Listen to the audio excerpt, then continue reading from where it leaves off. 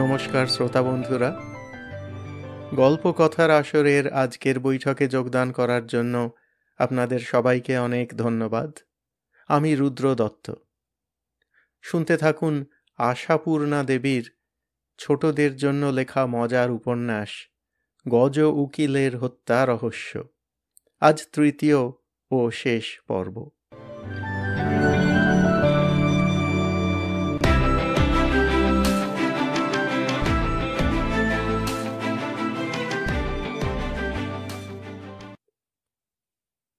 হলো কি, এই ব্যাপারে দারুণ বিপদে পড়তে হলো গজপতির ভাই গণপতিকে। গণপতি যেই না সকালে উঠে পুকুর ধারে গেছে দাঁতন করতে, সেই অমনি ঘাটের সবাই ওকে ইশারা করছে, ওকে ইশারা করছে। সকলের মুখেই একটা গভীর উৎকণ্ঠার ছাপ। কে এ? রোজ যে লোকটা এইভাবে এসে দাঁতন করে সেই লোক, না অন্য একজনের ভৌতিক দেহ? যমজ দুভাইয়ের চেহারা এমন অবিকল এক যে এর কপালে আঁচিল তো ওর কপালে আঁচিল, এর গলায় জড়ুলের দাগ তো ওর গলায় জড়ুলের দাগ। এও যেমন লম্বা চওড়া, ও তেমনি লম্বা চওড়া, কাজেই লোককে দোষ দেওয়া যায় না। গণপতি কারণ বুঝতে পারে না। দাঁতন করতে করতে হঠাৎ দেখে ঘাট খালি। কি ব্যাপার, সকলেরই আজ এত কাজের তাড়া? তা ও নিয়ে আর মাথা ঘামায় না গণপতি, ভাবে ভালোই হলো, পুকুর তোলপাড় করে সাঁতার দিয়ে চানটা করে নেওয়া যাবে। কিন্তু বিপদ হলো নিতাই মুদির দোকানে গুড় কেনার ছুতো করে খবরের কাগজ শুনতে গিয়ে। গণপতি দেখল যারা সবাই নিতাইকে ঘিরে বসে কাগজ শুনছিল তারা কিরকম উসখুস করতে শুরু করছে, আর নিতাই ঝপ করে দোকান থেকে উঠে পড়ে দোকানের পিছন দিকের দরজা দিয়ে ভিতরের গুদম ঘরটায় ঢুকে পড়ল। গণপতি ভেবেছিল গতকালকের সেই ভয়ঙ্কর ঘটনার কথা বিশদ শোনাবে লোককে, তা নয়, সবাই যেন অচেনা অচেনা মুখ করে সরে পড়ছে। গণপতি চেঁচিয়ে বলল, নিতাইকা, গুড় চাই 1 কিলো। সাড়া নেই নিতাইয়ের। গণপতি পাশের লোকের দিকে তাকিয়ে বলে, ব্যাপার কি হে শ্রীধর, লোকটার হলো কি? শ্রীধর গুজগুজ করে কি যেন বলে গা বাঁচিয়ে সরে বসে। গণপতি রেগে উঠে বলে, কি হলো তোমাদের? বাড়িতে প্রেতাত্মার আগমন হয়েছিল বলে কি আমাকেও প্রেতাত্মা ভাবছ নাকি? শ্রীধর থতমত খেয়ে বলে, না না, মানে আর কি। আশ্চর্য, বলে রাগ করে চলে যায় গণপতি। হাটে গিয়ে একজনের হাতে একটা আস্ত কাতলা মাছ দেখে যেই জিজ্ঞেস করেছে মাছটা কত নিল, ব্যাস সঙ্গে সঙ্গে লোকটা মাছটা আছড়ে ফেলে তাড়াতাড়ি পা চালিয়ে ভিড়ের মধ্যে মিশে গেল। তার মানে গণপতির অবস্থাও গজপতির কাছাকাছি। বাড়ির লোকও হঠাৎ হঠাৎ চমকে চমকে তাকাচ্ছে। গণপতি যখন খেতে বসে মাছের কাঁটা চিবোচ্ছে, তখন তার নিজেরই বউ আড়াল থেকে দেখে ভয়ে কাঁটা মুখ করে মন্তর পড়ছে, ভূত আমার পুত, শাকচুন্নি আমার ঝি, রামলক্ষণ বুকে আছেন, ভয়টা আমার কি? অথচ ভয়ে সারাই হচ্ছে, কারণ 2-1 দিন পর থেকেই বাড়িতে দারুণ ভূতের উপদ্রব শুরু হয়েছে। রাত্রিরে যেই সবাই শুয়েছে, একটু ঘুম ঘুম এসেছে, হঠাৎ জানলায় ঠক ঠক শব্দ। গণপতি যদি চেঁচিয়ে ওঠে, কে কে, শুরু হয়ে যায় জগদ্দলবাসিনীর ঘরে। জগদ্দলবাসিনী যখন কে কে করে ওঠে, শব্দ চলে যায় ভবপতির ঘরে। তারপর একসঙ্গে সব দরজা জানলায় ঠক ঠক ঠক, তার সঙ্গে আবার উঠোনে খটাখট ঢিল। সারা রাত সবাই জেগে বসে। আবার হয়তো পরদিন ভর দুপুরেই বাড়ির সব লোক নিচের তলায়, হঠাৎ ছাদে দুমদুম শব্দে কারা যেন দৌড়দৌড়ি করে বেড়ায়। প্রথম দিন জগদ্দলবাসিনী চেঁচামেচি করেছিল, ছাতে কে রে, কেষ্টা বুঝি, নেমে আয় বলছি, এই রোদে ছাতে। কেষ্টা গণপতির ছোট ছেলে, জেঠিকে খুব ভয় করে, কিন্তু দেখা গেল ভয়ের চিহ্ন মাত্র নেই, দৌড় আরো বাড়ল বরং। জগদ্দল তেড়ে ছাতে উঠতে গিয়ে দেখে কেষ্ট তার মায়ের কোলের কাছে বসে চুষে চুষে আমসত্ত্ব খাচ্ছে। জগদ্দলের আর ছাতে যাওয়া হয় না, ভয়ে মাথার চুল খাড়া হয়ে ওঠে। আর কেষ্টার মা কাঁদো কাঁদো হয়ে বলে, কেষ্টা এইটুকু ছেলে একা ছাতে অমন রসাতল করতে পারে? আমি আর এই ভুতুড়ে বাড়িতে থাকছি না, কালই ছেলে মেয়ে নিয়ে বাপের বাড়ি চলে যাব। কিন্তু বাপের বাড়ি তো পাড়াতেই, সারা পাড়াতেই তো ভৌতিক কাণ্ড কারখানা চলছে। বেদম ঢিল পড়ছে, যখন তখন জিনিস উধাও হয়ে যাচ্ছে, বাড়ির আনাচে কানাচে খোনা গলায় কথা চলছে, ক্রমশই বাড়ছে। রাত্রে বিছানায় শুয়ে আছে গণপতি, হঠাৎ একখানা বাখারির মতো খটখটে লম্বা হাত বাগানের দিকের জানলা দিয়ে ঢুকে এসে গণপতির মশারি নাচাতে শুরু করেছে।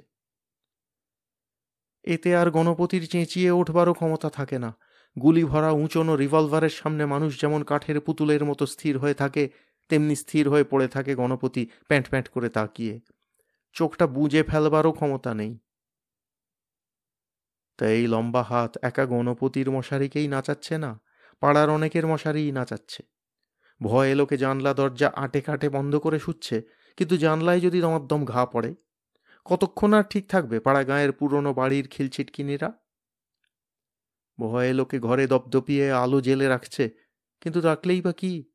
সরু বাখারির আগায় যখন ইয়া লম্বা লম্বা আঙুলওয়ালা হাতের চেটোখানার ছায়া দেয়ালে কি মশারির চালে পড়ে, তখন কার এত সাধ্য আছে বাবা যে হাতখানা ধরে ফেলে দেখতে যাবে এর মূলটা কোথায়?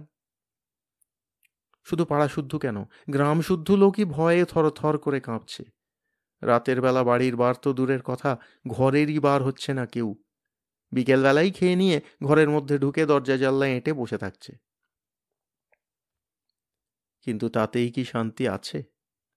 ছাতে দৌড়োদৌড়ির শব্দ নেই, হঠাৎ হঠাৎ জিনিসপত্র উড়ে যাওয়া নেই, রাস্তায় পথে যেখান সেখান থেকে খোনা খোনা গলায় দুর্বোধ ভাষায় কথা নেই, উঠোনে বাগানে রান্নাঘরের পিছনে অদৃশ্য লোক থেকে হি হি হা হা হাসি নেই। দিন দুপুরে রাস্তায় হাঁটছে, হঠাৎ কোথা থেকে মড়মড়িয়ে এক গাছের ডাল ভেঙে পড়ল পায়ের সামনে, রাস্তা আটকে পড়া নেই। কিন্তু বড় গ্রামের লোকেরা এত সব নীরবে সহ্যই বা করছে কেন? তাদের কি পঞ্চু খাড়া নেই? সারা গ্রামটাই তো সে হলুদ পোড়া ধোঁয়ায় আচ্ছন্ন করে সর্ষে পড়া ছড়িয়ে ভূতবন্ধন করতে পারে। তা কে জানে পারত কি না, তবে পঞ্চু খাড়া তো আর নেই। না না, মরে টরে যায়নি, শুধু গ্রাম ছাড়া হয়ে গেছে। এই বড় গ্রাম ছেড়ে একেবারে নবদ্বীপে মামার বাড়িতে গিয়ে উঠেছে। বুড়ো বয়সে মামার বাড়ি কেন, সে কথা বলতে হলে সেদিনের কথা বলতে হয়। পঞ্চু খাঁড়া যেদিন সাহাবাড়িতে ভূত ঝাড়িয়ে এলো, তার পরের দিন ভর দুপুরে গ্রামের শেষ পারে পঞ্চু খাঁড়ার চালা ঘরের সামনে হাঁক পড়ল, পঞ্চা, পঞ্চা। পঞ্চু তখন সবেমাত্র কুচো কাঁকড়ার ঝোল আর গুগলি ভাজা দিয়ে এক হাঁড়ি পান্তা ভাত মেরে মাদুরটি বিছিয়ে শুতে যাচ্ছিল। হঠাৎ এই বজ্রকণ্ঠধ্বনি শুনে ধড়মড়িয়ে বেরিয়ে এলো। এলো তো এলোই, মানে এসে পাথর হয়ে দাঁড়িয়ে পড়ল। সামনে গজপতি, হাতে একটা কাঁটা গাছের ডাল, মুখে কড়া হাসি। একে কি আর প্রেতাত্মা বলে ভ্রম হয়? পঞ্চু খাঁড়া তেমনি পাথরের মতো দাঁড়িয়েই থাকে। পঞ্চুর চোখ ট্যারা হয়ে যায়, মুখ চুন হয়ে যায়, মাথা ভম্বল হয়ে যায়। গজপতি কাঁটা ডালটাকে শূন্যে আছড়াতে আছড়াতে বলেন, বেরিয়ে আয়, বাইরে বেরিয়ে আয়, দেখি তোর সর্বাঙ্গে কেমন ভূতবন্ধন, আয় বলছি। পঞ্চু হঠাৎ হাত জোড় করে হাউ হাউ করে কেঁদে উঠে বলে, দোহাই বাবু, মারবেন না, এই মাত্র খেয়ে উঠেছি, মার খেয়ে যদি পেটের ভাত কটা উঠে আসে তাহলে আজ্ঞে দুষ্কুর শেষ থাকবেনি। গজপতি বলেন, কেন, তোমার না সর্ব অঙ্গে ভূতবন্ধন, মারে তো কিছু হবার নয়। পঞ্চু হঠাৎ মাটিতে হুমড়ি খেয়ে পড়ে প্রণাম করে বলে, ভূতবন্ধনে ভূতের মার ঠেকানো যায় বাবু, মানুষের মার ঠেকানো যায় না। হুঁ, তাহলে আমাকে মানুষ বলে স্বীকার করছিস? পঞ্চু হাত জোড় করে গরুড় পক্ষীর ভঙ্গিতে দাঁড়িয়ে বলে, মাপ চাইছি বাবু। শুধু মাপ চাইলে হবে? তুই কাল গন্ধকের ধোঁয়ায় আমার চোখের 12টা বাজিয়ে দিয়েছিস, আমার গায়ে জল বিছুটি মেরেছিস, সেসব ভুলে যাচ্ছিস? পঞ্চু কাতর গলায় বলে, মোক্ষম মারটা কিন্তু বাবু আপনার ভেয়ের গায়েই পড়েছে। গজপতি মনে মনে অবশ্য বলেন, ঠিকই হয়েছে, পড়াই উচিত। আমায় বলে কিনা, দাদা এ বাড়িতে দৃষ্টি দিও না, রেহাই দাও। তবে মুখে হারবেন কেন? রেগে রেগে বলেন, তবে তো আরো চমৎকার, আমার ভাইকে মোক্ষম মার মেরেছ শুনে আমি তোমায় মন্ডা খাওয়াবো কেমন? বেটা, তোমার বিদ্যে আমার জানা হয়ে গেছে, তুমি ভূত কি মানুষ চিনতে জানো না, আবার ভূত ঝাড়াতে আসো। আর আসবো না বাবু। না, আসবি না, এখন 6 মাসের মতো গাঁ ছাড়া হবি, এই আমার সাফ কথা। পঞ্চু কাতর হয়ে বলে, ঘর ছেড়ে কোথায় যাব বাবু? শ্বশুর বাড়ি গিয়ে থাকে যা, নাকি শ্বশুর তাড়িয়ে দেবে? এতর মাঝখানে পঞ্চু খাঁড়া ফিক করে হেসে ফেলে, মূলে মা ভাত রাঁধে না, তার তপ্ত আর পান্ত, বেই করিনি তার শ্বশুর বাড়ি। গজপতি একটু থেমে চড়া গলায় বলেন, তোর বাপ তো বিয়ে করেছিল। আগে কি বলতেছেন? বলছি তোর বাপ তো বিয়ে করেছিল। পঞ্চু আবার হেসে ঘাড় কাত করে বলে, তা আগে করেছিল বই কি। তবে যা, বাপের শ্বশুর বাড়িতে গিয়ে থাকবে যা। বাপের শ্বশুর বাড়ি? পঞ্চু একটু হতভম্ব হয়ে থেকে বলে, আগে সেটা কি? সেটা কি তা জানিস না বেটা বোম্বেটে ভূত? মামার বাড়ি যাসনি কখনো? ও ইস! পঞ্চু অনেকখানি জিভ বার করে ফেলে। গজপতি আবার কাঁটার ডাল নাচিয়ে বলেন, মনে থাকে জানো, আজই গা ছাড়া হতে হবে, নচেত আমার পোষা 2 নন্দী ভৃঙ্গিকে দিয়ে যা করব দেখবে।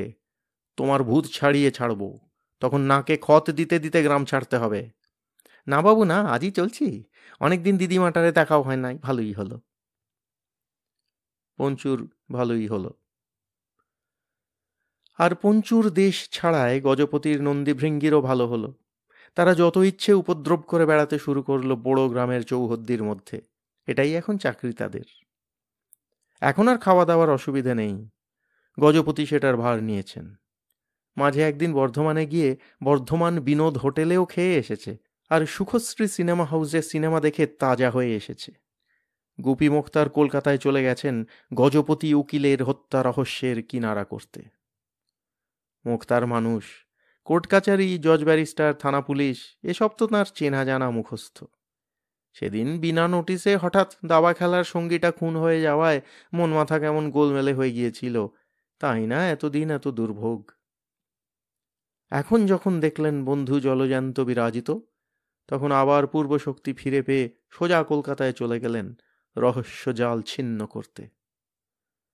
তবে গজপতি যে তাঁকে আশ্বাস দিয়েছেন আর তিনি কিপটেমি করে টাকা জমাবেন না এবং জমানো টাকা ফাঁকা সব বন্ধু বান্ধবদের বিলিয়ে দেবেন, সে আশ্বাসে মনে মনে হেসেছেন।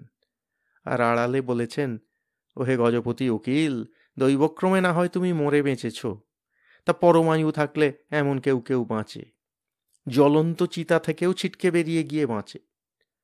কিন্তু তোমার জমানো টাকাগুলি যে বাঁচেনি সেটি তো আর দেখনি। পুলিশ দেখেছে, এমনকি স্বয়ং পিসিও দেখেছে তোমার আলমারি দেরাজ হাট করে খোলা, ঘরের জিনিস লণ্ডভণ্ড, টাকা পয়সার চিহ্ন মাত্র নেই। মনে দুঃখও হয়েছে। আহারে, কিপ্টের টাকা, ওই টাকার শোকেই না শেষে সত্যি মরে হার্টফেল করে। এখন সব আছে ভেবে বুক তাজা। অথচ এদিকে নন্দীভৃঙ্গিকেও টাকার লোভ দেখিয়ে রেখেছেন গজপতি। চালিয়ে যা, চালিয়ে যা, যত পারিস ভূতের পার্টের প্লে চালিয়ে যা, মজুরি পাবি। তা পার্ট ভালোই করছে নন্দীভৃঙ্গি। এখন তো আশপাশের গ্রাম থেকে কেউ আর বড় গ্রামের দিকেও আসছে না। পাড়ায় পাড়ায় রটে গেছে গ্রামটা ভূত আশ্রিত হয়ে পড়ে আছে। এমনকি ডাকসাইটে ভূতের রোজা পঞ্চু খাঁড়াকেও নাকি গায়েব করে ফেলেছে ভূতেরা। কিন্তু নন্দীভৃঙ্গির নিজেদের মনের মধ্যে এখনো যেন সন্দেহ সন্দেহ ভাব। সারা রাত হুটোপাটি করে এসে ভোরবেলা সেই পোড়ো বাড়ির লুকোনো ঘরে লতা পাতা জেলে চা বানাতে বসে মদনা ক্লান্ত গলায় বলে, উকিলবাবুর পেরোচনায় ভূতুড়ে কাণ্ড তো চালিয়ে চলা হচ্ছে মোক্ষম, টাকা পয়সা পাওয়া যাবে কিনা সেটাই সন্দেহ। ট্যাপা বলে, কেন সন্দেহ কিসের, এখনই তো দিচ্ছে, ওনার পয়সাতেই তো খাচ্ছি দাচ্ছি, আমাদের তো আর কেউ ভূতুড়ে কাণ্ডর হিরো বলে সন্দেহ করছে না। দোকানে পসারে ঢুকছি, খাবার দাবার খাচ্ছি। তা তো খাচ্ছি, মদনা মনমরা হয়ে বলে, কিন্তু গজু উকিল সত্যি মানুষ কি না সে সন্দেহ তো ঘুরছে না। ট্যাপা বলে, কেন বলতো? কেন বুঝছিস না? হরঘড়ি ওকে দেখতে পাচ্ছিস কি না? এই দেখছি এই পোড়ো বাড়ির মধ্যে মাদুরে পড়ে ঘুমোচ্ছে, তক্ষুনি বেরিয়ে দেখি ওই সাহাবাড়ির দোর ধারে দাঁড়িয়ে আছে। এই দেখছি স্টেশনের দিকে চলে গেল, সেই দেখি ওদের পুকুর পাড়ে ঘটি নিয়ে আঁচাচ্ছে। দেখি আর গায়ে কাঁটা দেয়। ট্যাপা অন্যমনাভাবে বলে, আমারও সে সন্দেহ হয় না তা নয়, ঠিক বুঝতে পারি না, অথচ আমাদের সঙ্গে যখন কায়দায় কথা কয়, মানুষ ছাড়া আর কিছুই মনে হয় না। সেই তো, মদনা বলে, এই চিন্তায় মনের মধ্যে সুখ নেই রে, নইলে ভূত উড়ে লীলা চালিয়ে গাঁছুদ্ধ লোককে নাচ নাচিয়ে বড় আমোদেই থাকার কথা। ট্যাপা একটু ভেবে বলে, আমার মনে নিচ্ছে বোধহয় নুকিয়ে নুকিয়ে বাড়ি গিয়ে খাচ্ছে মাখছে, গিন্নি বোধহয় মায়ায় পড়ে খাওয়াচ্ছে, যত্ন করছে, বৌতি হোক পেরেতি হোক, হাজব্যান্ড বলে কথা, নচেত অদিশি হয়ে নিজেই নিয়ে টিয়ে খায়। তা দই হতে পারে বলে মদন একটা নিঃশ্বাস ফেলে। কতদিন বাড়ি ছাড়া, ঠাকমাটার জন্য মন কেমন করছে। ট্যাপা বলে, গোপী মক্তার তো রহস্যভেদ করে খবর দেবে বলেছে, নইলে তার আগে গিয়ে পড়লেই যদি ফেরারি আসামি বলে ধরে। সেই তো সেদিন পালিয়ে এসে ভুল করেছিলাম, না পালালেই তো আর। ট্যাপা মদনের কথা শেষ না হতেই বলে ওঠে, পাড়ায় থাকলে আমাদেরই আগে ধরতো মদনা, এই বিধিলিপি করে রেখেছি আমরা। দাগি আসামি তো, যেখানে যখন দাগ পড়বে আমাদের ওপরই সন্দেহ এসে পড়বে। মদনা বলে, এই প্রতিজ্ঞে করছি আর মন্দ কাজে না, ক্রমশ লোকের দাগটা ভুলে যাবে। শুধু এখন চিন্তা, উকিলবাবু যে 500 করে টাকা দেবে বলেছে, সেটা পাওয়া যাবে কি না, মানে টাকা ওনার আছে কি না, আর আসলে লোকটা মানুষই কি না। টাকা পেলে সৎ পথে কিছু করতাম। চা বানানো হয়ে গিয়েছিল। এই পোড়ো বাড়িটায় সর্বত্রই এটা সেটা ফালতু জিনিস ছড়ানো ছিল, যা ট্যাঁপাদের বেশ কাজে লেগে গেছে। যেমন তুলো ছেঁড়া বালিশ, কাঠি ভাঙা মাদুর, শতজীর্ণ শতরঞ্চি, পায়া ভাঙা চৌকি, চটা ওঠা এনামেলের বাসন, খালি শিশি বোতল টিন ইত্যাদি। এখন তেমনি পড়ে পাওয়া দুটো কলাই করা গেলাসে চা খেতে খেতে ট্যাঁপা আবার বলে, আচ্ছা, আজই এর একটা হেস্ত নেস্ত হবে। উকিলবাবু তো মেয়ের বাড়ি যাচ্ছি বলে ওই কোন দিকে যেন চলে গেল, চোখে দেখলাম। এরপর যদি আবার এই গাঁয়ের মধ্যে দেখি, তাহলেই বুঝবো। বেচারা নন্দী ভৃঙ্গি খটকা নিয়ে বসে থাকে। ওদিকে গজপতি খটখটিয়ে হেঁটে মেয়ের বাড়িতে গিয়ে পৌঁছয়।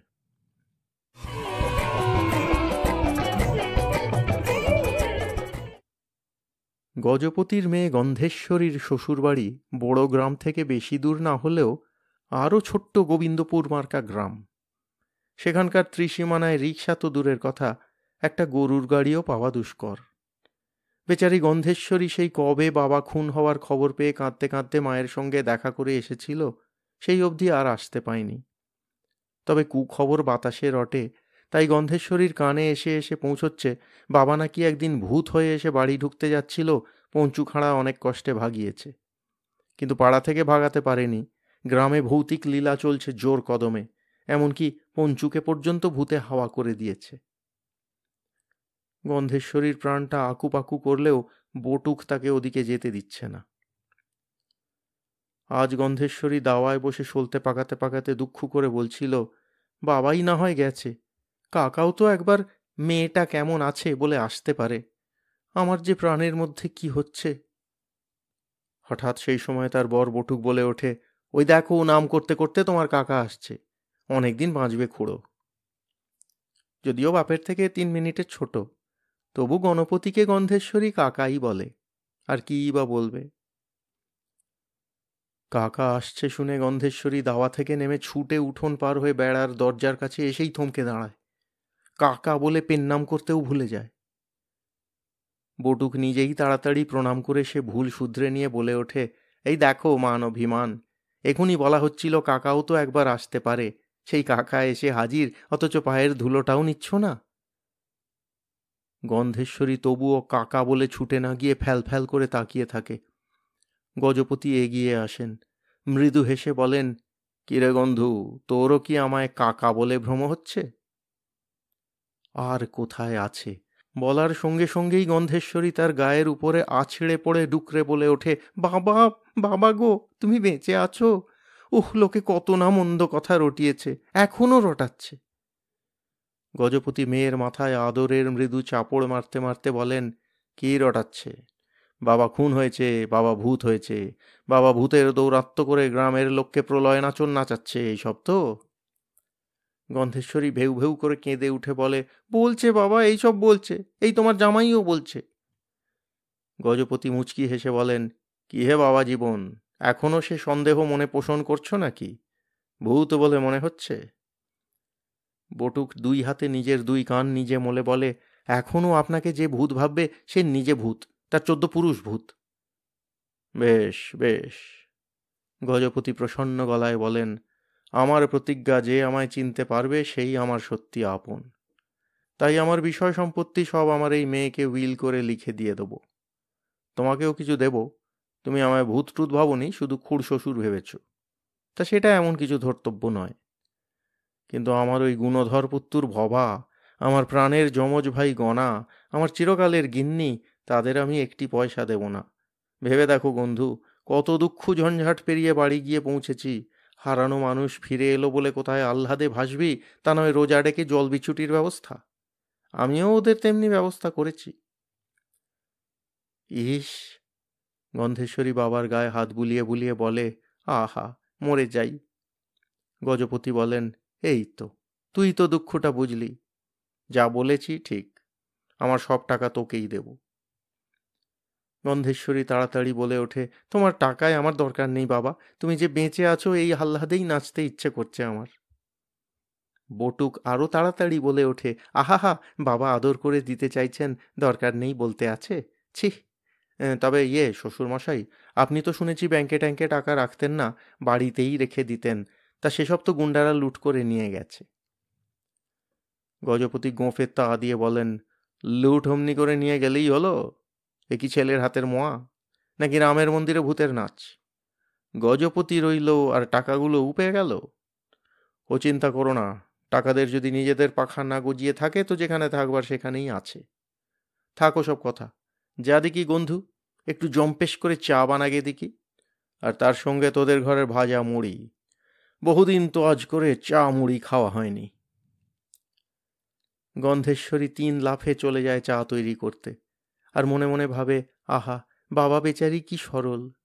যারা খুন করতে এসেছিল তারা যে কি করে গেছে এখনো জানে না বোধ হয়। কি আর করবে, চিরকালই তো কথা আছে, কৃপণস্য ধনংহরে বহ্নি পৃথ্বী তস্করে। তা এসেই তস্করেই গেল। এর থেকে বাবা যদি অনেক খরচা করে খেত পড়তো, কত ভালো হতো। জম্পেশ করে চা খেতে খেতে মেয়ে জামাইয়ের সঙ্গে অনেক হাসি গল্প করে গজপতি বলে, চল বন্ধু, তোকে নিয়ে যাই। আসবার সময় একখানা খড়ের গাড়ির সঙ্গে ভাড়া ঠিক করে এসেছি। বটুক, তুমিও চলো হে। মেয়ে জামাই নিয়ে বাড়িতে গিয়ে ঠেলে উঠলে দেখি কে ভূত বলে ভাগায়। বাবার গল্পে নন্দীভৃঙ্গির রহস্যভেদ হয়ে গেছে, কাজেই এখন আর ভয় ভাবনা নেই। গন্ধেশ্বরী আহ্লাদে নাচতে নাচতে বাবার সঙ্গে গরুর গাড়িতে গিয়ে ওঠে।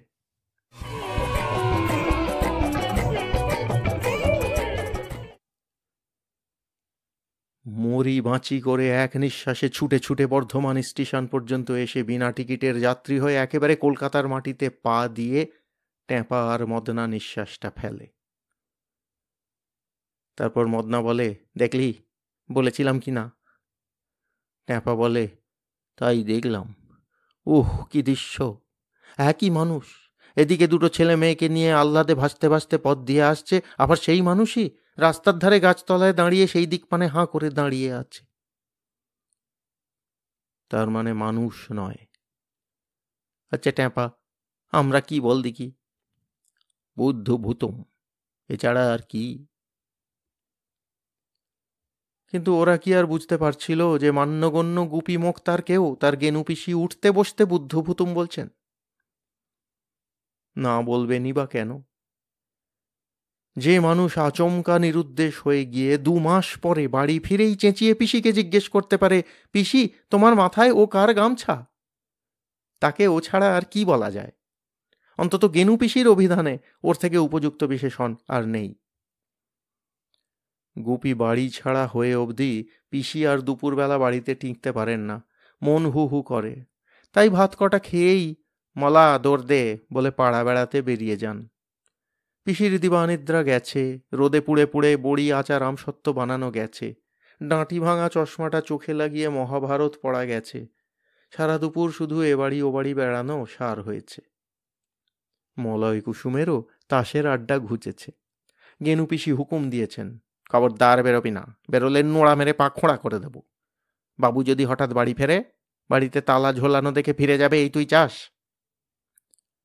এছাড়া তিনি মলয় কুসুমকে এ কথাও শুনিয়েছেন যে তার ওই তাসের আড্ডাটি হচ্ছে যত নষ্টের গোড়া।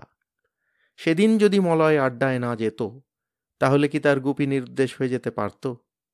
মলয় কুসুমও সেটা অনুধাবন করে মরমে মরে গিয়ে ঝরা কুসুম হয়ে গেছে। সত্যিই তো, মলয় থাকলে বাবুর সাধ্য ছিল আনন্দনাড়ু ফেলে রেখে এক বস্ত্রে নিরুদ্দেশ হয়ে যাওয়া। অনুতাপে কাতর মলয় তাই এখন দুপুরে বসে বসে হারমোনিয়াম শেখে। কমলা ভবনের অন্য অন্য ফ্ল্যাটের লোকেরা বলে, আহা, এই শেখাটি যদি মলয় 2 মাস আগে শিখত তাহলে গজপতি উকিল খুন হতো না, গুন্ডারা ভয়ে কেটে পড়ত। সে যাই হোক, সেই দিন দুপুরে গেনুপিসি খাওয়া সেরে বেরোতে যাচ্ছেন, দরজাটা খুলতেই গায়ের উপর এসে পড়ল এক ঝলক রোদ। গেনুপিসি থমকে দাঁড়িয়ে পড়ে নিজ মনে বলে উঠলেন, ওহ কি তাত! এই তো পরশু পর্যন্ত শীত ছিল, আর ফাগুন পড়েছে কি ফাগুনে আগুন ছুটিয়ে দিচ্ছে। মলা, এই মলা, একখানা গামছা ভিজিয়ে পাট করে নিয়ে আয় দেখি। মলয় তৎক্ষণাৎ হুকুম পালন করে হাজির। গেনুপিসি চোখ কুঁচকে বললেন, এখানে আবার কোথায় পেলি? মলয় বলল, কেন ঠাকুমা, আপনার ঘরের দেওয়ালে পেরেকে। এটা নেবেন না? এনেছিস, থাক। বলে গেনুপিসি সেই পাট করা ভিজে গামছাখানি মাথায় দিয়ে রাস্তায় পা দিয়েছেন, আর অমনি সামনে মূর্তিমান গুপি মোক্তার। এহেন অভাবিত আশ্চর্য ঘটনায় চমকে উঠে গেনু চেঁচিয়ে ওঠেন, কে? গুপি? কিন্তু গুপি সে প্রশ্নের উত্তর না দিয়ে আরও অবাক করে দিয়ে প্রশ্নই করে বসেন, গামছাখানা কার পিসি? এতেও যদি গেনু ভাইপোকে বুদ্ধভূতুম না বলেন তো কিসে বলবেন? রেগে রেগে জিজ্ঞেস করবেন না গুপির গামছাখানা তিনি খেয়ে ফেলছেন কি না? একবার একটু ভিজিয়ে পাট করে মাথায় চাপা দিলে গামছাটা ক্ষয়ে যায় কি না? আর এতদিন পরে ফিরে এসে তুচ্ছ একটা গামছার কথা তোলা বুদ্ধভূতুমের মতো কাজ হয়েছে কি না? কিন্তু গুপি মোক্তারের এতে কিছু এসে যায় না। গেনু পিসির কাছে বকুনি খাওয়া তাঁর চিরকালের অভ্যাস। শুধু কষ্ট, দুঃখ, জ্বালা, যন্ত্রণা অনেক কিছু হলো এই ভেবে গামছাখানা যদি সেদিন পিসি তারের থেকে তুলে নিজের ঘরের দেওয়ালের পেরেকে না রাখতে যেত। গেনু পিসি কড়া মেজাজে বললেন, রেখেছিলাম, মন্দ করেছিলাম, বাতাসে উড়ে গেলেই বুঝি ভালো হতো? আর কি বলবার আছে? ভালো হতো কি মন্দ হতো সে কথা বসে বসে গেনু পিসিকে বোঝায় কে? উনি তো আবার ততক্ষণে ফিরে বাড়ি ঢুকে গুপের জন্য লুচি ভাজতে বসেছেন। এখন নাকি গুপি মোক্তারের বেশ কিছুদিন ঘি দুধ খাওয়া দরকার। গুপির অবশ্য এতে আপত্তি নেই। এখন তো তাঁর মাথায় গন্ধমাদন পর্বত। গজপতি হত্যার রহস্য ভেদ তো এখনো বাকি। তদবির তদারক করতে হবে, থানা পুলিশ করতে হবে, এবং ওই 13 নম্বর ফ্ল্যাটের দ্বারোদ্ঘাটন কাজটি করতে হবে সমারোহ সহকারে। গেনু পিসিকে কিছু বলে ফেলবার সাহস নেই, তাহলে সেই গোপনীয় কথাটি তক্ষুনি সারা কলকাতার লোক জেনে ফেলবে। কথার সঙ্গী শুধু মলয় কুসুম। মলয় কুসুমের কাছেই জানা গেল ইন্সপেক্টর কেবু ঘোষ গেনু পিসিকে জেরা করতে এসেছিল। পিসি পুলিশ ডাকবার ভয় দেখিয়ে তাকে ভাগিয়েছেন। এমনকি পুলিশে না কুলোলে জজ ডাকতেও হুকুম দিয়েছেন মলয় কুসুমকে। গুপিকে এখন ছুটতে হচ্ছে কেবু ঘোষের কাছে। ছুটতে হচ্ছে যারা গজপতি উকিলের মৃতদেহ নিয়ে গিয়ে হাসপাতালে দিয়েছিল তাদের কাছে, আরও কত কত সকলের কাছে। নাইবার খাবার সময় নেই গুপির। এমনি ছুটোছুটি করতে করতে হঠাৎ একদিন ট্যাঁপা আর মদনার সঙ্গে দেখা। মোড়ের মাথায় দাঁড়িয়ে চিনে বাদাম চিবোচ্ছিল। গুপি থমকে বলেন, কি হে, তোমরা এখানে কবে চলে এলে? দুজনে একসঙ্গে বলে, নরসু। নরসু? সেটা আবার কি? কেন, কাল পরশু জানেন না? তেমনি নরসু, খরসু, হরসু, ধরসু, টরসু, বর্ষু। হয়েছে হয়েছে, বুঝেছি। তা চলে এলে যে? বেশ তো একখানা চাকরি পেয়েছিলে। যত ইচ্ছে ভূতের নেত্য করবার এমন একটা মার কাটারই চান্স কার ভাগ্যে জোটে? মদনা দুহাত জোড় করে কপালে ঠেকিয়ে বলে, কাজ নেই আমাদের অমন চাকরিতে। ভূতের আন্ডারে কাজ করার বাসনা নেই আর। গুপি মোক্তার বলেন, এই দেখো, এখনো সেই পুরনো কথা কেন? শুনেছ তো ব্যাপার। শুনলে কি হবে? ট্যাঁপা মাথা নেড়ে বলে, শোনা কথায় বিশ্বাস করতে নেই, নিজের চক্ষে যা দেখলাম তার ওপর কথা আছে। কি আবার দেখলি? মদনা ট্যাঁপা দুজনেই বলে ওঠে, কি দেখলাম? দেখলাম একই লোক একসঙ্গে এখানে ওখানে সেখানে গরুর গাড়ি চড়ে মেয়ে জামাইকে সঙ্গে নিয়ে আসছে, আবার পথে দাঁড়িয়ে সেই আশাটা দেখছে। এরপরেও আবার থাকতে বলেন মোক্তার বাবু। গুপি মোক্তার হো হো করে হেসে উঠে বলেন, সে রহস্য বুঝি ভেদ হয়নি এখনো তোদের কাছে? যাক, হবে হবে, এই সামনের সোমবারেই সব রহস্যের ভেদ হবে। সোমবার বেলা 2টোয় একটি জমজমাট আসর বসবে গজপতি উকিলের সেই 13 নম্বর ঘরে। টেঁপা আর মদনা চেঁচিয়ে বলে, সর্বনাশ, আমরা সেখানে যাচ্ছি না। গুপি মোক্তার আশ্বাস দেন, আরে আমি তো আছি, দেখবি সবাই থাকবে। এই সোমবারের খবর বর্ধমান জেলার বড় গ্রামেও গেছে, মানে পাঠানো হয়েছে খবর। সেখানে এখন সাজ সাজ রব। জগদ্দলবাসিনী বলে রেখেছে, 7 জন্মে কলকাতা দেখেনি সে, এবারে গিয়ে কালীঘাট, দক্ষিণেশ্বর, চিড়িয়াখানা, থিয়েটার, সিনেমা সব দেখে তবে ছাড়বে।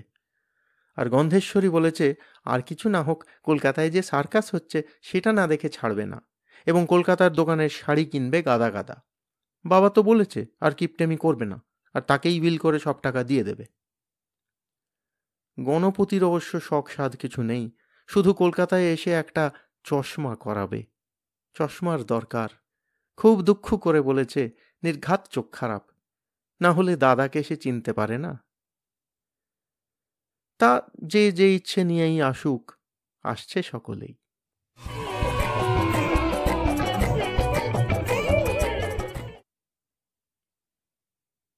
অবশেষে সেই সোমবার আসে।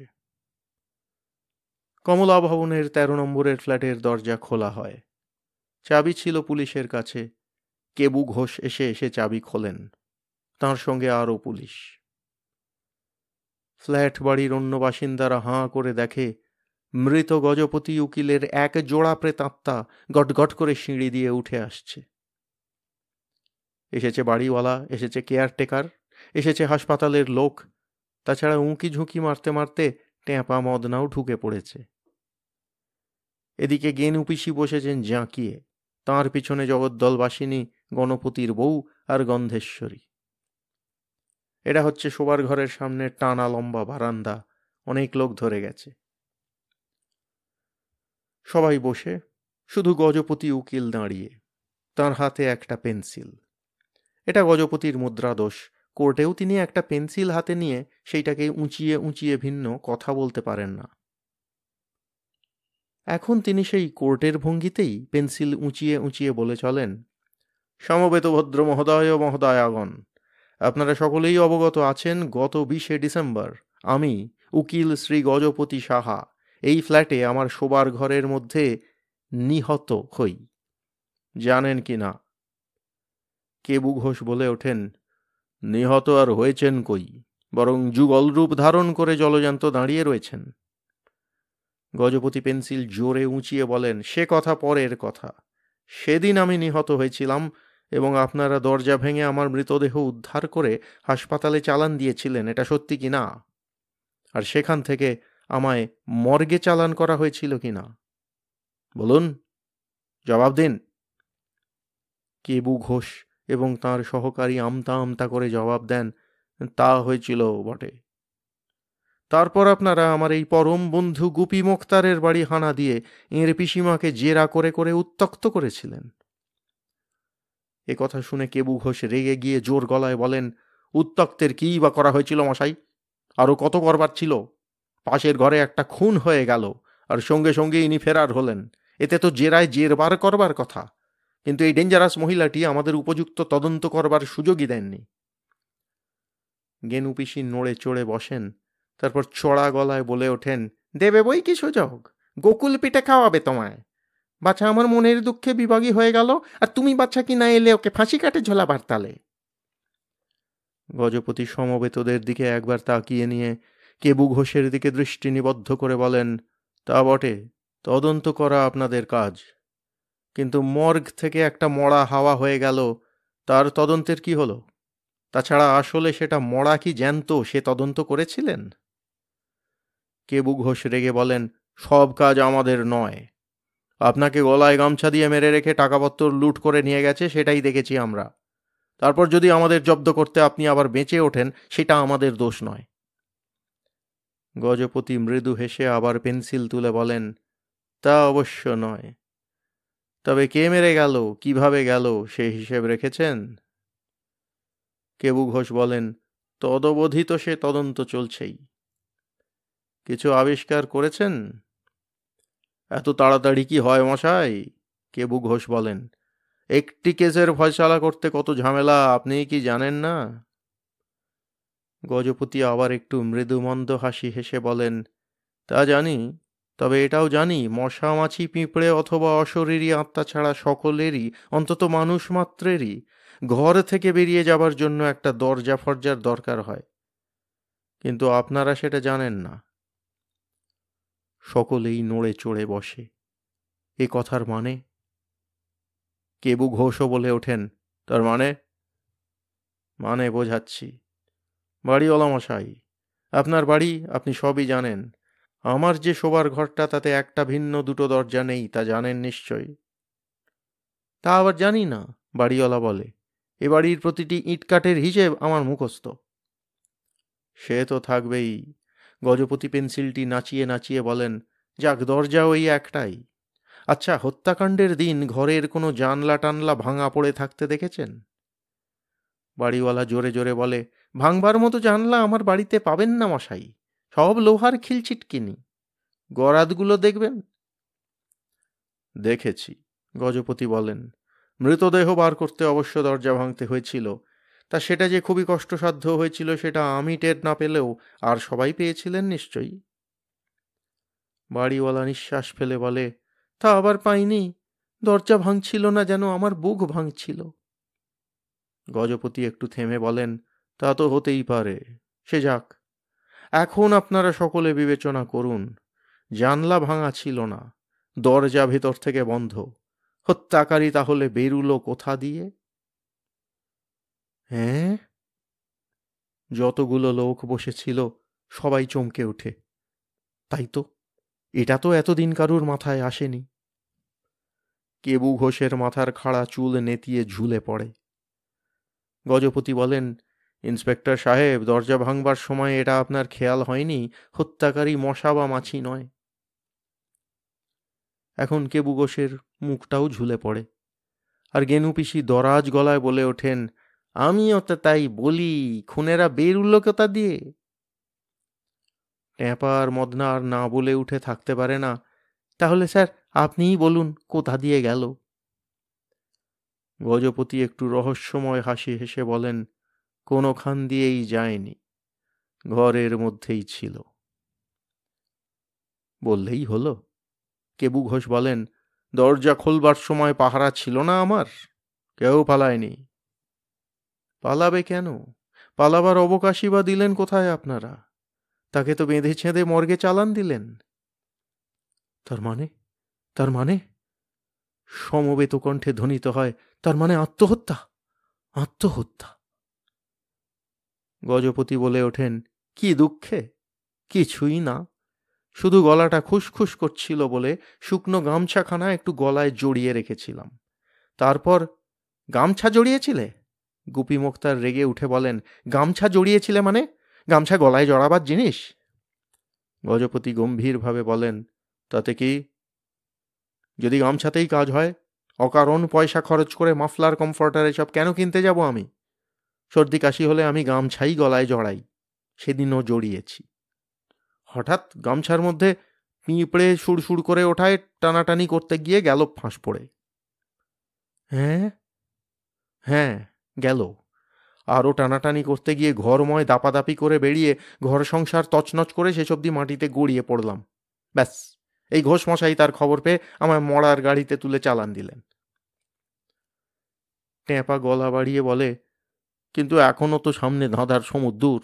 শেষ অবধি প্রাণটা রক্ষে করল কে? গজপতি অমায়িক গলায় বলেন, রক্ষে করল কে? সেও ওই গামছা। তার মানে যেই রক্ষক সেই রক্ষক? কিন্তু ঘটনাটা কি ঘটল স্যার? ঘটনা আর কি? গামছা আমি সহজে ফেলি না, যতক্ষণ না শেষ অবস্থায় পৌঁছয় কাজ চালিয়ে যাই। এটাও ছিল ওই শেষ অবস্থায়। তাই যেমনি দম বন্ধ হয়ে গলা ফুলে গিয়ে ফাঁস পড়তে শুরু করেছে, তেমনি গামছাখানা ফাঁসতে শুরু করেছে। ফাঁসতে ফাঁসতে কোনো এক সময় গলার ফাঁস আলগা, কাজেই। কথা শেষ না হতেই ঘেনু পিসি ধিক্কার দিয়ে ওঠেন, গোপে শুনলি? আর তুই? গামছা পুরনো না হতেই নতুন গামছা, তার মানে মরার পথ পরিষ্কার করা। মদনা বলে ওঠে, তবুও তো ধাঁধার দিঘি পুকুর। সেই যখন আবার দেহ ধারণ করলেনই, তখন এই ছায়ামূর্তিটিকে সঙ্গে বয়ে বেড়াচ্ছেন কেন? ওকে দেখেই তো আমাদের গায়ের কাঁটা ঘুরছে না। ছায়ামূর্তি বলতেই গণপতির দিকে চোখ পড়ে গজপতির, আর সঙ্গে সঙ্গে হাসতে শুরু করেন, হা হা হা হা। সেই জোরালো হাসি, হাসির দাপটে ভিড় করে মজা দেখতে আসা লোকেরা অনেকে ঘাবড়ে গিয়ে পালিয়ে যায়। এ আবার কেমন হাসি, ভৌতিক ভৌতিক। আসলে খুন হয়ে যাওয়া গজপতির এতদিনের বন্ধ ঘরের দ্বার উদ্ঘাটনের সময় হঠাৎ এক জোড়া জলজান্ত গজপতির আবির্ভাব হবে তা কেউ স্বপ্নেও ভাবেনি। গুপি মোক্তার কারুর কাছেই রহস্যভেদ করেননি। সবাই হকচকিয়ে গেছে। হাসি থামলে গজপতি বলেন, ওরে বেটারা, যমজ দেখিসনি কখনো? যমজ ভাই। যমজ? ইস! তার মানে বড় গ্রামে সাহাবাড়ির দোতলার জানলায় গজপতির মুখের ওই কার্বন কপিটি দেখেছিল ট্যাপারা। মদনা নিজের চুল নিজে ছিঁড়তে ছিঁড়তে বলে, সাধে কি আর আমরা নিজেদেরকে বুদ্ধভুতুম বলি? এবার থেকে গজকচ্ছপ বলবো, হুতুম থুমও বলতে পারি। তবু তবু ট্যাপা বলে ওঠে, কিন্তু স্যার, দুটো ধাঁধার তো ব্যাখ্যা পাওয়া গেল, কিন্তু 3 নম্বরের ধাঁধাটা?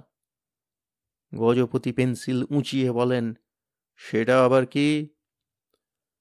সেটা হচ্ছে নিজে যদি ভুলক্রমে গলায় ফাঁস লাগিয়ে ফেলেছিলেন তো টাকাগুলো কোথায় গেল? চোর ডাকাত না এলে বাক্স প্যাঁটরা আলমারি দেরাজ ফর্সা করল কে? আলমারি দেরাজ, বাক্স প্যাঁটরা? গজপতি আকাশ থেকে পড়েন। বাক্স প্যাঁটরা আলমারি দেরাজে টাকা রাখতে যাব আমি? আমি কি পাগল না মাথা গোল? ওসব কি একটা টাকা রাখবার জায়গা হলো? তা তুমি তো ভাই ব্যাংকেও টাকা রাখো না, তবে? গজপতি যেন হতাশ হয়ে যাচ্ছেন এদের বোকামিতে। ব্যাংকেই বা রাখতে যাব কেন?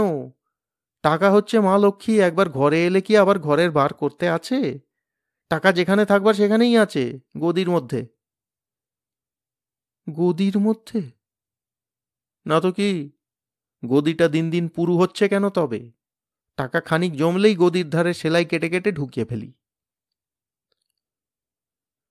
শুনে কেবু ঘোষের নিজের হাত নিজে কামড়াতে ইচ্ছে করে।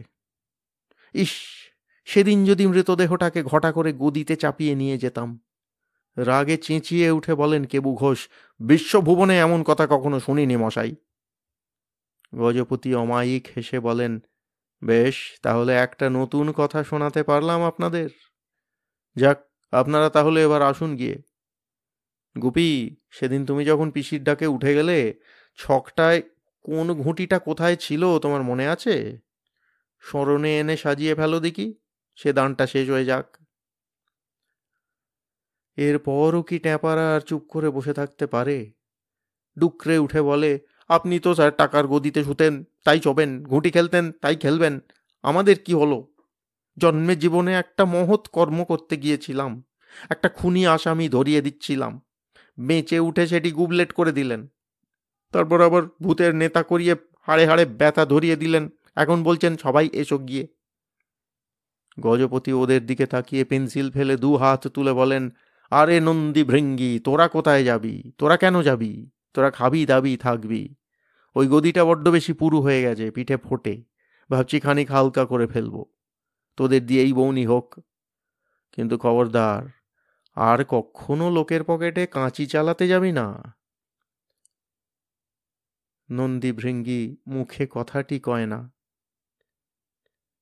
শুধু 4খানা হাত নিঃশব্দে 4টে কানে উঠে যায়।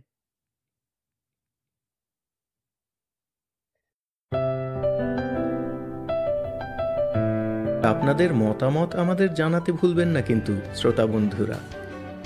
আমাদের ওয়েবসাইট golpokothar.org, GOLPOKOTHARASOR.org।